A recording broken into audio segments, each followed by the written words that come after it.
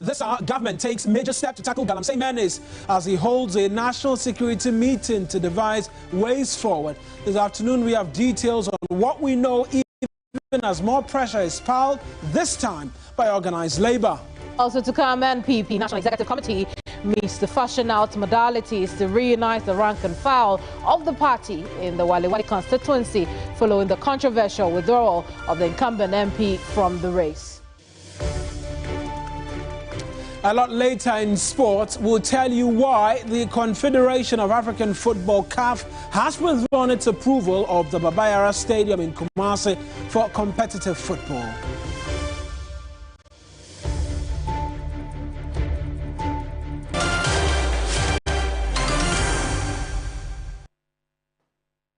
Feels good to be back, even better to see you. This is News Central, and I'm Keminni Amanor. I am Mawuena Egbeta. The bulletin starts right now.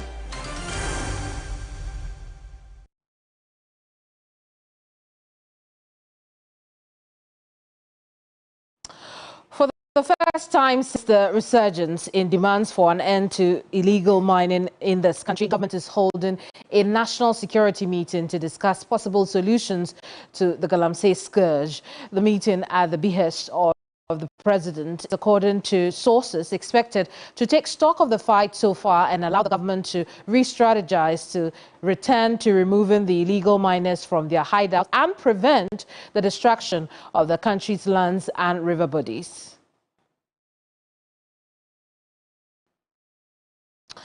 This afternoon, we want to take stock of what the effects of illegal mining and unethical mining has been on us as a people. Based on our collection so far, we know that it has ravaged about 19,000 hectares of cocoa farms, about the size of Koforidua, all of Koforidua, destroyed by Galamsey. 13 major rivers in this country, including Tano and Cobra, Birim, Pra, Densu, Black Volta, are now undrinkable with little aquatic life. Remember that these are the river bodies that give us water in our homes. 8 out of 10 chronic kidney diseases are from Galamsey community, so you can understand why our dialysis centers are overwhelmed. And 50% of treated water is lost due to 600% rise in turbidity. Ghana may need to import water by 2030. That's how terrible the situation is. It's 2024, or September of 2024. We're entering 2025. In 5 years, the data is telling us that we could be importing water into this country. Let's talk about children who are born in this time in our lives as a country. 5 birth deformities are reported in Galamsey communities, including cleft lips, and the rest. 3.5% of agricultural land, about 4,760 hectares, size of the Greater Accra region, where we are speaking to you from, destroyed by Galamsey. But there's more pressure on this matter. The Speaker of Parliament, Alban Sumana Bagbin, has reiterated his stance that he knows that some members of Parliament are involved in illegal mining. Comment comes as the nation declares war on the menace seen as a national security threat. In an exclusive interview, Alban Bagbin said that the failure of the president in dealing with the problem has made Ghanaians lose interest in government's promises to fight the canker. I actually don't know the steps that government took to try and turn the tide. I know only of the president putting his presidency online and calling in the military. Did he lie to us? Well, I know his conscience will be disturbing him now, okay?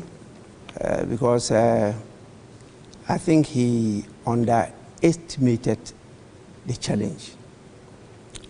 What we have in Ghana is despondency. People are losing hope in the future of the country. And so have young men and women who are aware of the risk involved in illegal mining, yet they defy everything to put their lives at that risk. It tells us something as leaders. That's an indictment on our leadership. These young people shouldn't be doing that. and yet they have no alternative. So is that it is not for you to order military to shoot and kill, as some of them stated, any person involved in risking his or her life to survive. It's not right. It's not right. We got it wrong rather from the beginning, because as you are aware, the term Galamsey came from gather and sell. And that was done by who? The ordinary citizens. When we decided to commercialize the activity, to industrialize it, we gave it to big-time foreign companies. We did not develop the industry ourselves. And those companies came and exploited all our resources to the benefit of the Metropolitan West and to the abject poverty of we, the owners of the resort. We need to assure these young people and all those involved that there's something better than they are doing. How is this a threat now as we speak? Serious threat. Most of those people definitely will not buy what the politicians are saying now, because they've heard it many times.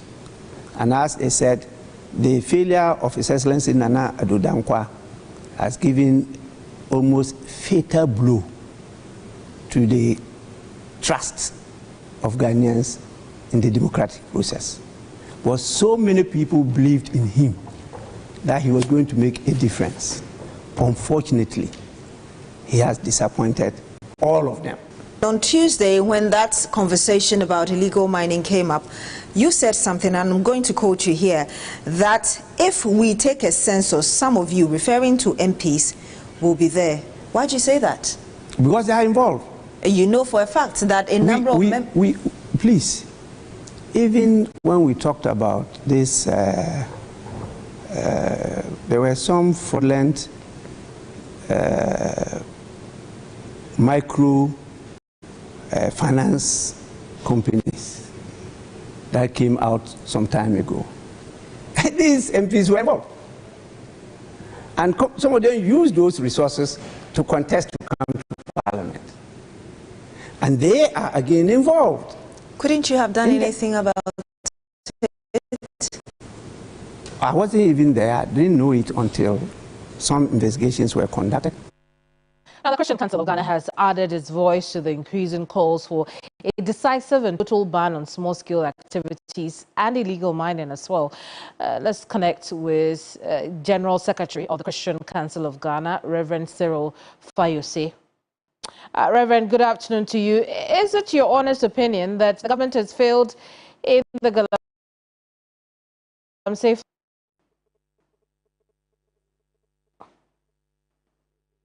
Hello, Rev. Reverend Fayose, can you hear us?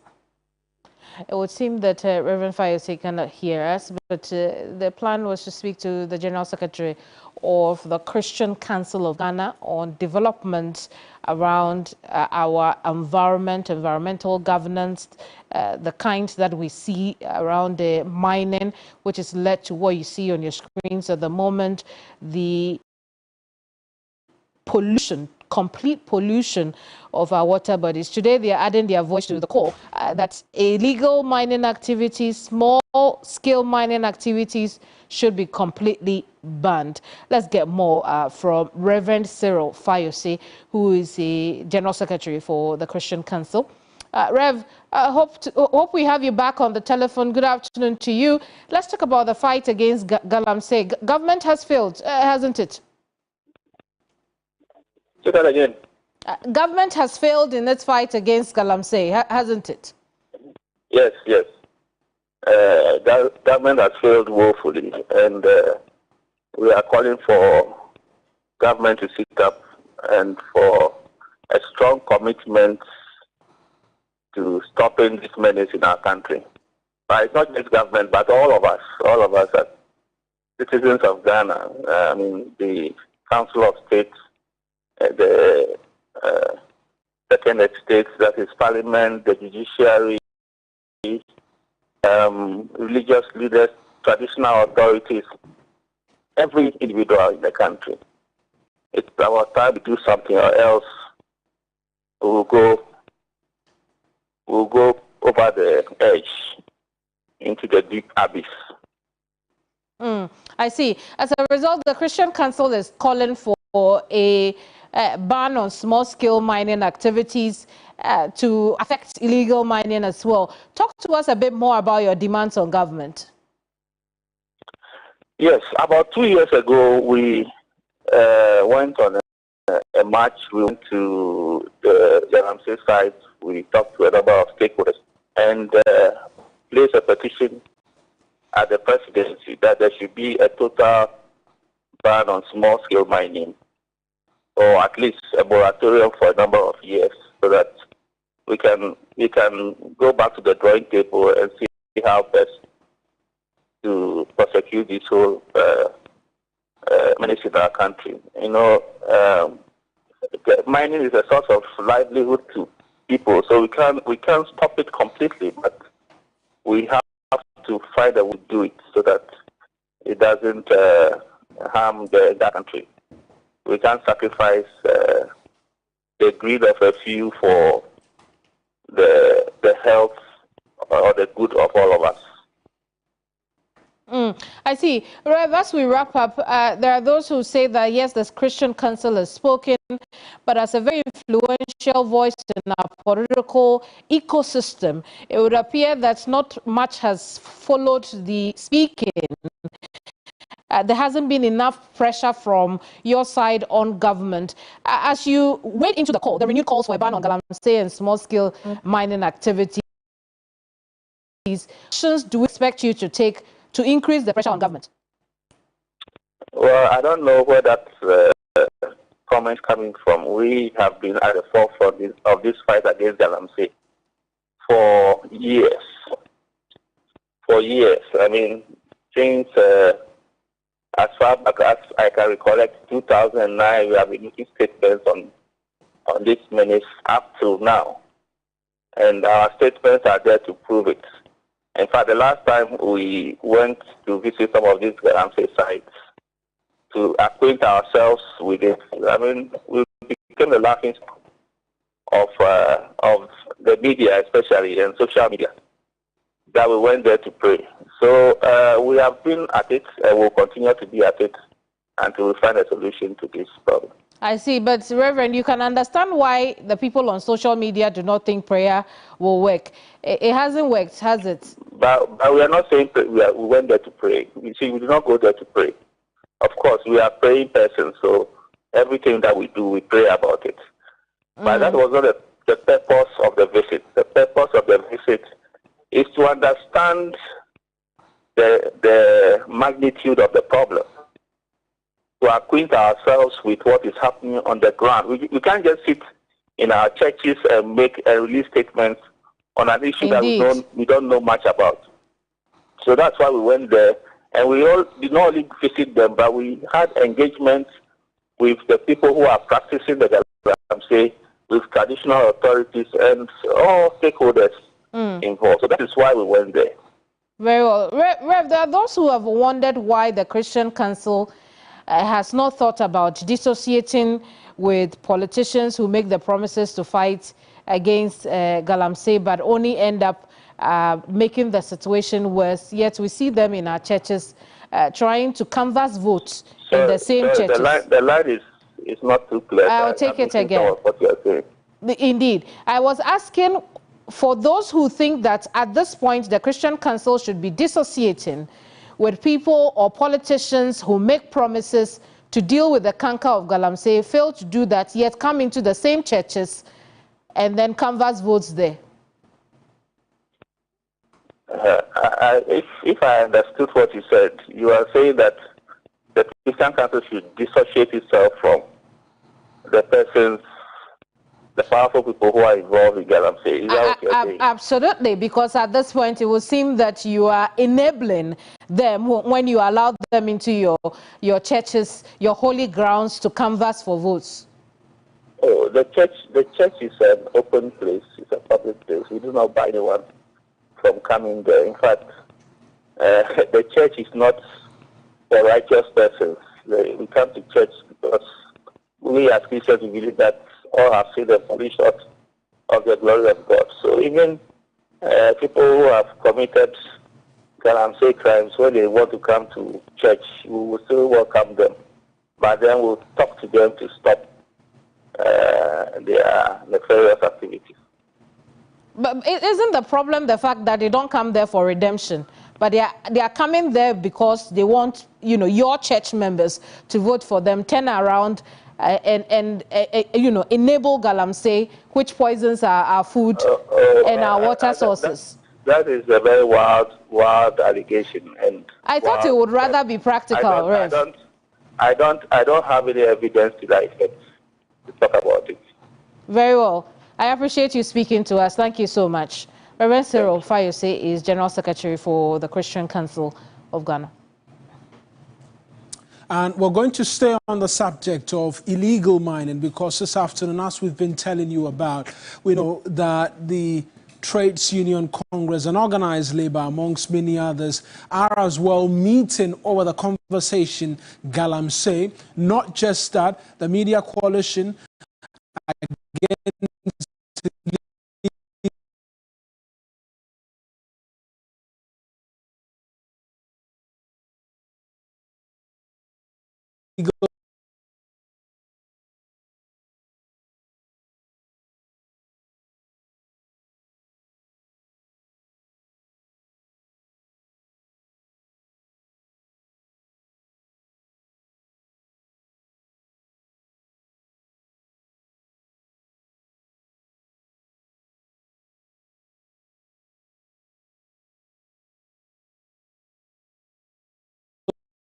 mining as well has been holding a news conference and by Gav. Thanks for joining us. What can you tell us has been center in terms of the discussions of the labor groups this afternoon?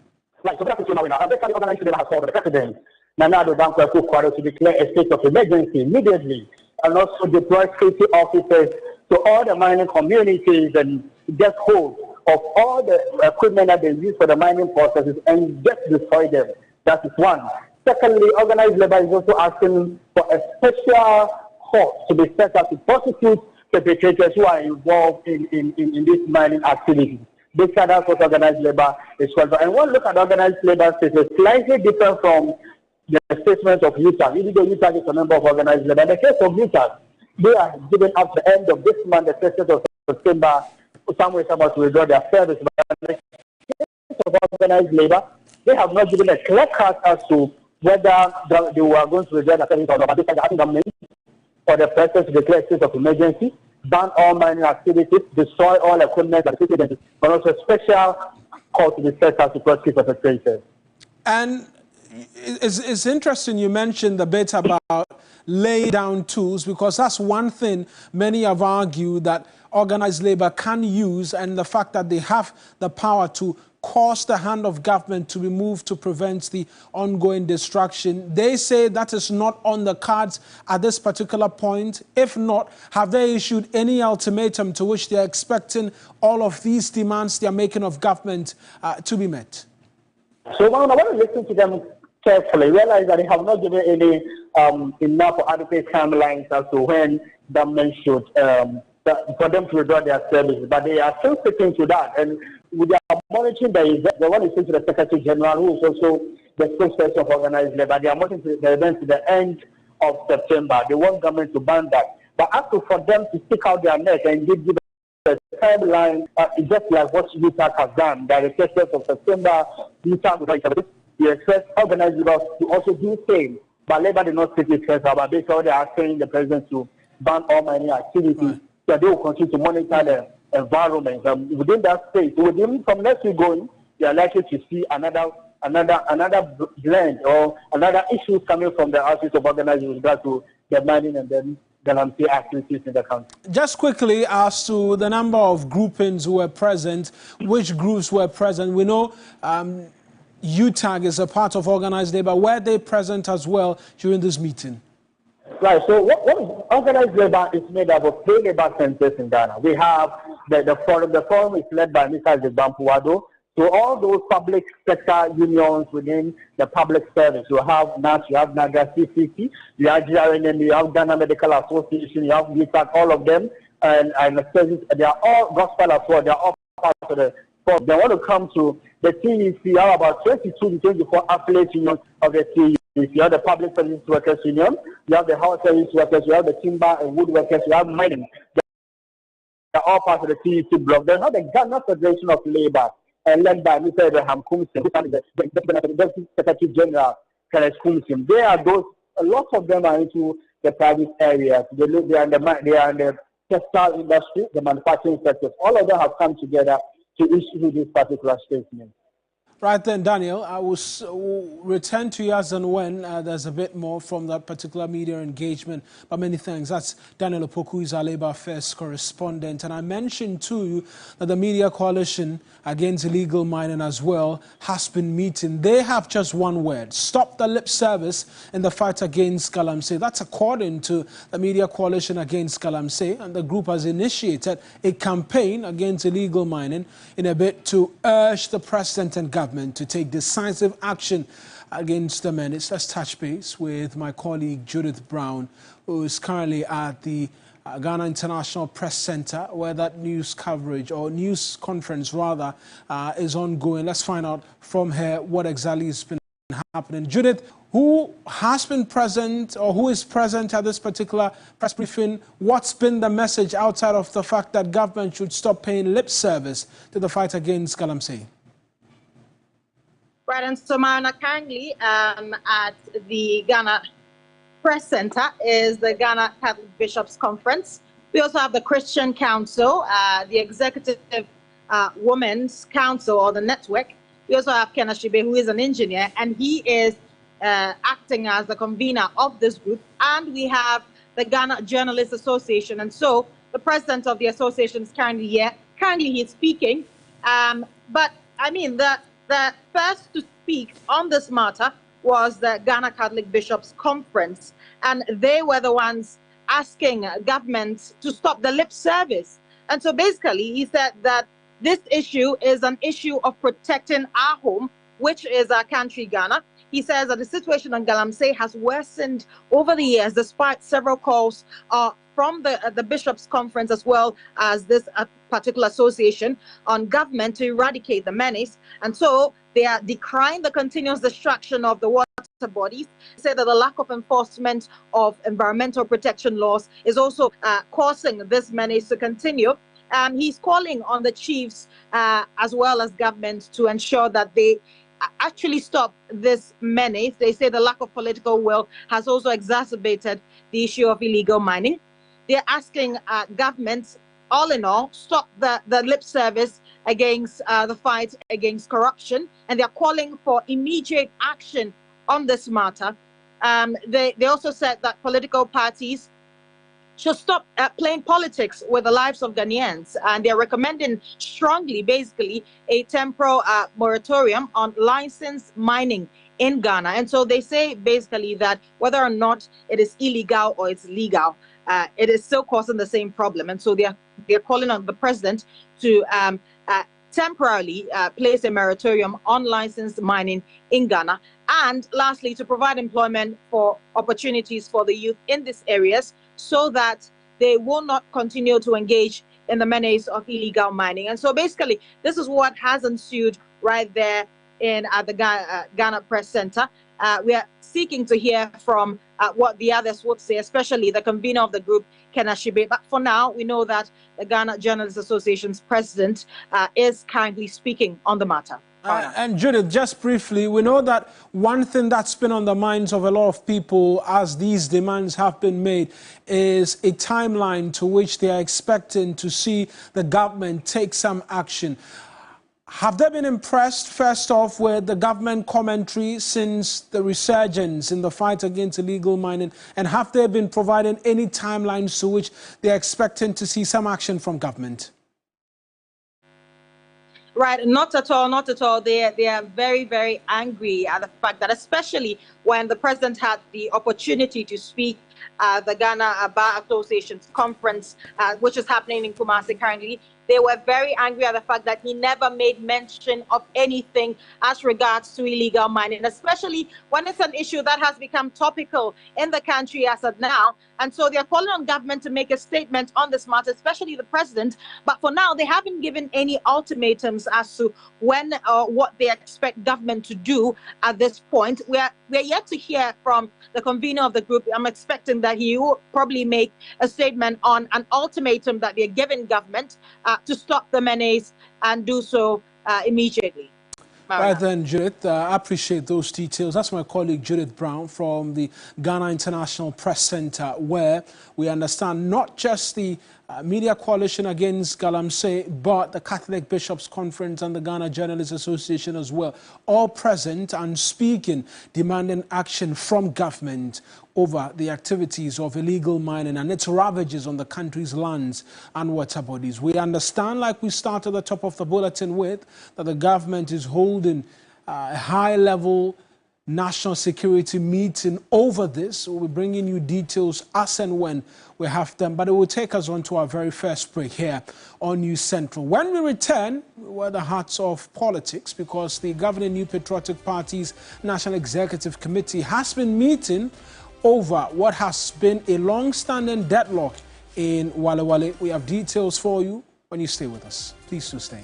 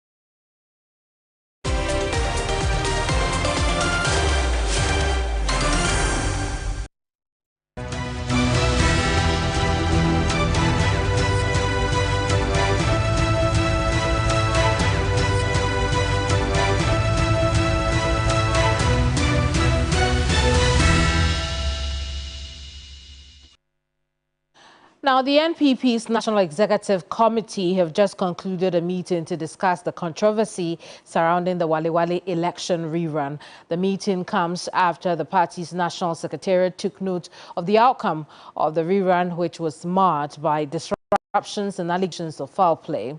One of the feuding parties, incumbent MP Laraba Zuwera Abdul, has withdrawn from the race since then. The Walewale election rerun was held after the initial election was annulled due to irregularities. However, the rerun was not without controversy as a culprit was arrested for disrupting the sorting and counting process. 6 persons have so far been arrested for allegedly disrupting the NPP's parliamentary primaries that were held Monday, 9 September 2024, following a High Court ruling that annulled the previous election and ordered a rerun. Let's have a quick chat with our correspondent who's been following the story. George Queenan monitored this meeting at the Elisa Hotel here in Accra. George, we know that the meeting is concluded. What have you gathered so far? Thank you so much, Keminni. And so this meeting was a security-tight one, and all the rank and file were there, including the president and the vice president, who also doubles as the flag bearer of the party, Dr. Mawuena Egbeta. And even the media was very difficult to even film. We were, prevented from getting close to the building, so we were all seated at the full area. And most of them after the meeting were tight-lipped. And for instance, Justin Kodia, who is the General Secretary, didn't want to speak to us. By any chance, didn't want to speak to us. But we managed to pick some key words from Stephen Tim, who is the chairman of the party. And for him, it has been a fruitful discussion. Even though his information was scanty, he said that they managed to resolve the Nkoko issue, but with the Walewale issue, they are still on it. They expected the candidates to come to the meeting, but they were not there. And also some faithful going independent, for instance, Cynthia Morrison, it's just 2 days for her to file a nomination, but they can still ensure that they bring her back to the party because it's just a grandchild member who they can talk her out to come back to the party. So this is what the chairman has to say, Kevin. Now, candidate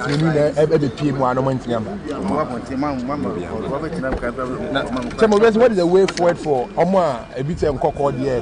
What is the way forward? We have resolved it. David Asante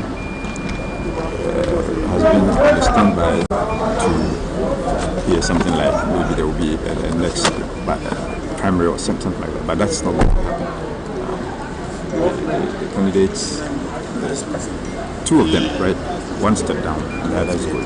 Okay, Chairman, I'm independent, and then I got 2 days use a question nomination. At the end, I'm here for independent. Are you trying to reach out with them? Oh, independent. Even the day before the general election, you can get them to step down. Has it been any deliberate discussions with Cynthia Morrison? We are working on Cynthia more central, right? Yeah. She's a party member, committed party member. She may be aggrieved in one way or the other. Yeah. We are going to impress on her to drop it. Friday is the closing day, but that is immaterial as far as getting an independent person candidate to step down. So even after Friday, we can still get her. So, would you say this meeting really was a fruitful discussion? Oh, yes, very much so. That's why I'm able to engage with you to answer your questions. Okay. Stephen Tim is national chair of the NPP, discussing the Walewale constituency primary outcome, but also touched on Gomoa Central, where the incumbent MP has announced that she will go independent. I want to talk to George again. George, briefly tell us what really was the outcome that you gleaned from that meeting. So, what I can really say is that with all these issues that are at hand, for the party, they're able to resolve this whole issue. That whole agenda of breaking the 8 would actually be realized. So clearly, they are trying to ensure that these issues are really resolved before the general election, so that the agenda of breaking the 8 won't be more materialized.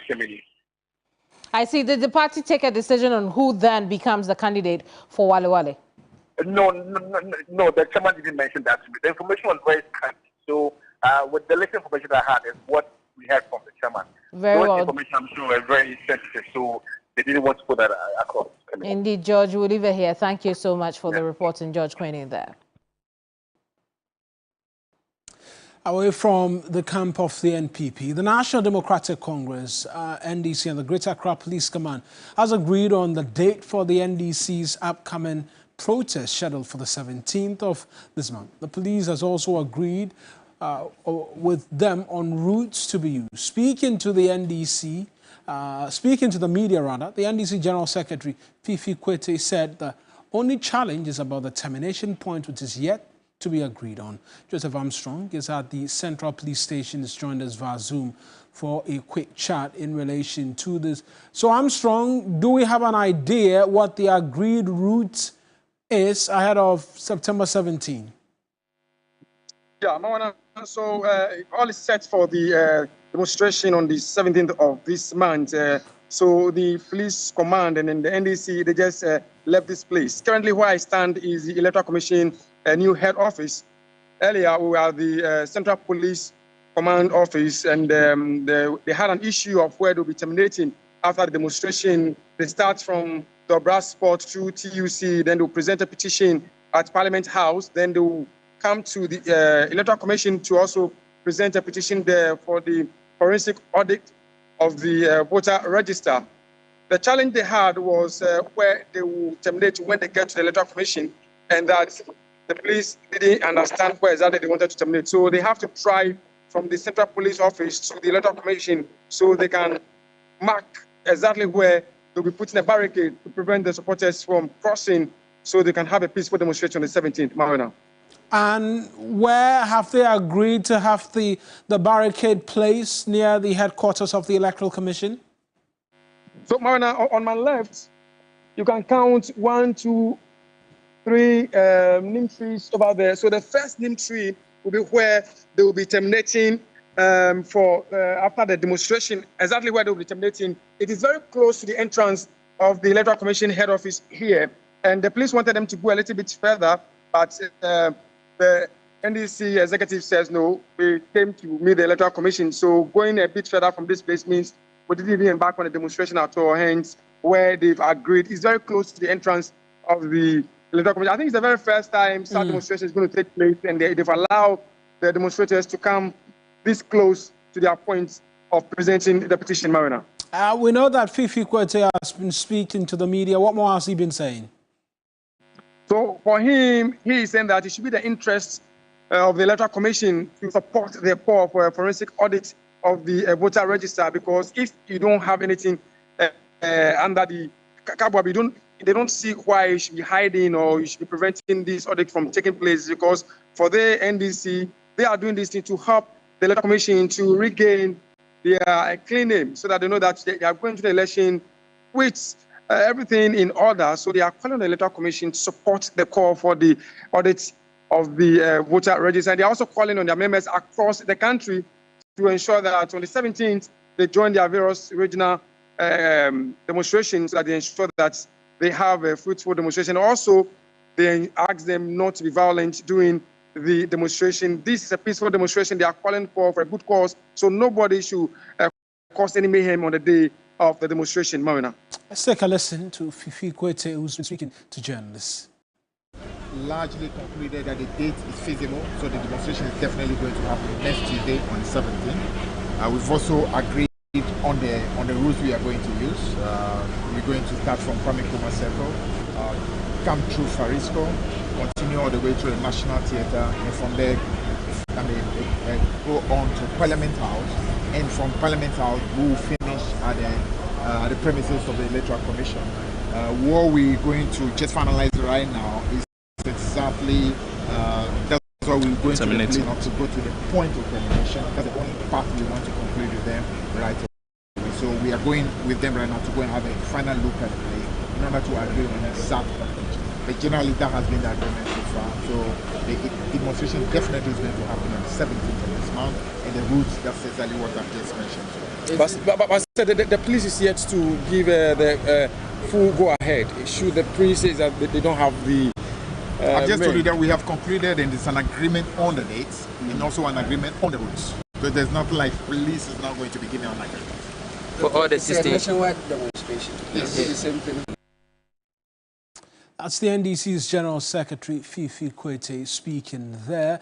Earlier, my colleague Joseph Armstrong Gould from the headquarters of the Electoral Commission, where that protest by the NDC is expected to terminate on the 17th of September this month. It will take us on to our very second break for this afternoon. When we return, a bit more politics, and then the news that the Black Stars will no longer be able to use the Babayara Sports Stadium as home grounds for future footballing games in the country, both qualifiers for the World Cup and the Africa Cup of Nations. We have the details for you. Please do stay.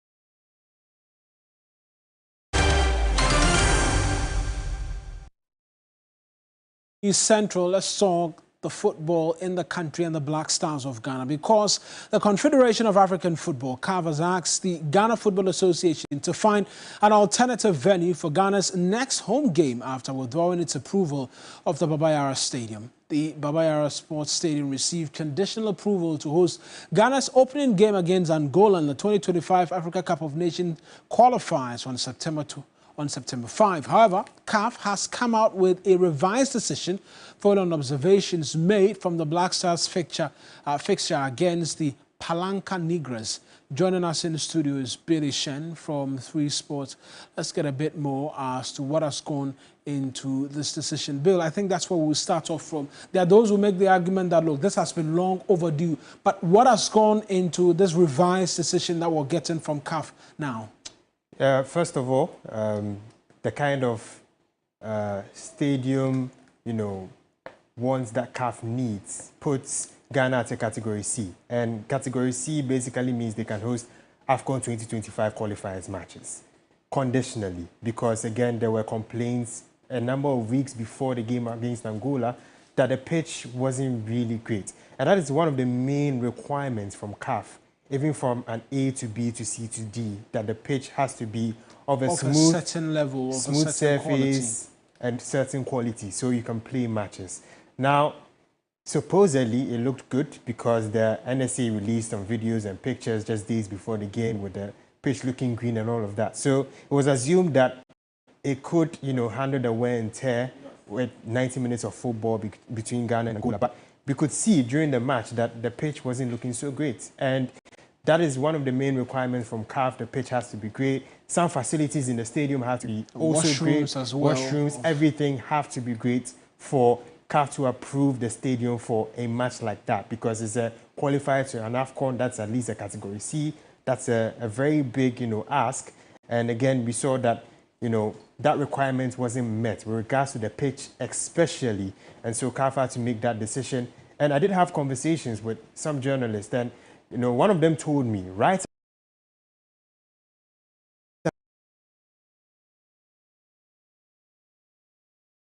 after the game, that things were already being sent to me. And these complaints were from the Angolan team, or officials who were present from CAF were raising these complaints? Ghanaian journalists, for a start, some Ghanaian journalists had already started making complaints to CAF to come and review and then make a decision as soon as possible. And we've seen that decision happen.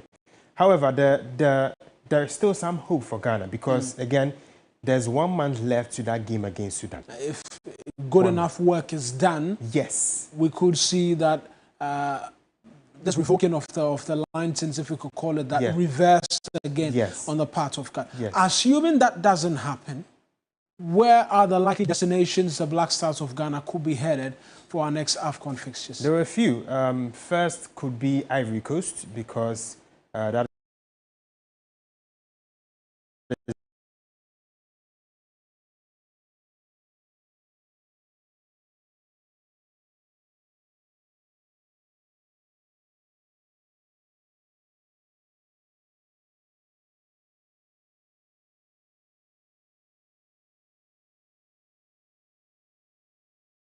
the country that hosted the 2023 AFCON. They have specific. There's also Morocco, where Ghana played against Niger back to camp just a few days ago. And so that's also another option. And African could use that matches of this caliber, and maybe we could see the game.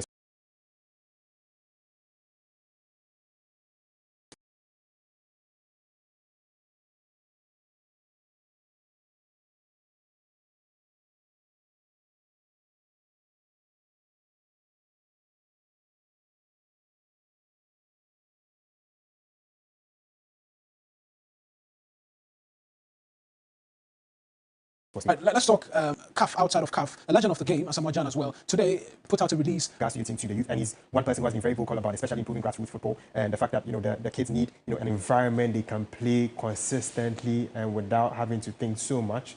But we do remember when the NPP released their manifesto recently. He sat on the sports committee for them. Yeah, he sat on the sports committee for them, and it was mentioned that AstroTurfs, about 145 were built. They're expecting more to be built. And the thing about AstroTurfs is it limits the number of people who can play because, again, you have to pay to play. And that is the kind of, rules that come along with it because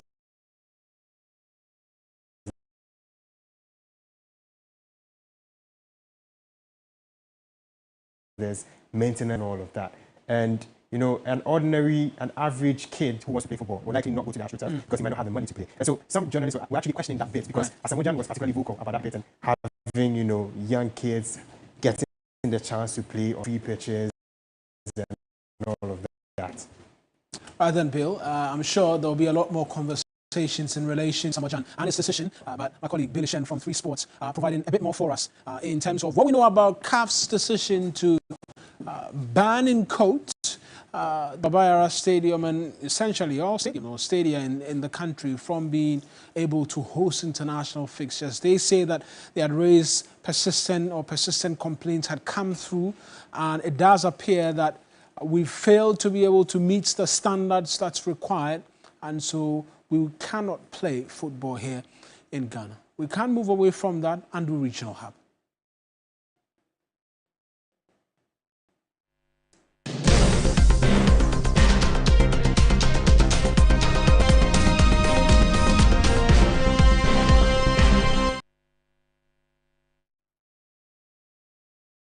Now, the NPP in Ejisu says the return of its former member of parliament who contested in the recent by-election as independent candidate is a major boost to the party's chances of securing an overwhelming victory in the upcoming December 7th presidential and parliamentary elections.